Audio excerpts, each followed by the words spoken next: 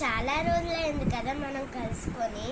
ఈరోజు నేను ఒక నీతి కథ చెప్పబోతున్నాను, వింటారా? తెలుగులో చెప్తా. అనగనగా రామాపురం అనే ఊరిలో గోవింద్ అనే అబ్బాయి ఉండేవాడు. ఒకరోజు వాళ్ళ నాన్న పిలిచి వాళ్ళ స్నేహితుడి ఇంటికి వెళ్ళమన్నాడు. అక్కడ ఒక పెట్టి ఇస్తారని దాన్ని జాగ్రత్తగా తీసుకురామని చెప్పారు. వాళ్ళ నాన్న ఇచ్చిన గుర్తుల ప్రకారం గోవింద్ పక్క ఊరికి వెళ్ళి వాళ్ళ స్నేహితుడి ఇంటికి వెళ్ళాడు. అక్కడ తన స్నేహితుడు కొన్ని సామాన్లు పెట్టెలో పెట్టి ఇస్తూ ఉండగా మధ్యలో చాలామంది దొంగలు ఉంటారని జాగ్రత్తగా పెట్టిని తీసుకువెళ్ళమని చెప్పాడు.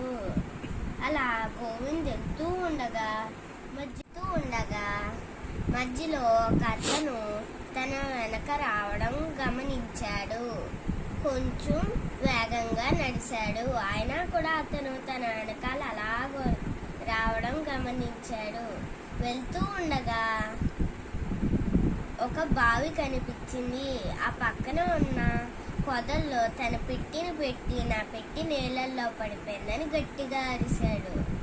ఆ తర్వాత వెనకాల వస్తున్న అతను నేను దూకి తీస్తానని అన్నాడు.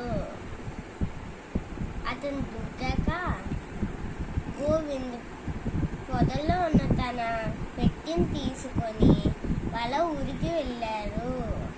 దీంట్లో మోరల్ ఏంటంటే, సమయస్ఫూర్తితో ఆలోచిస్తే ఏ సమస్య నుంచైనా బయటపడచ్చు.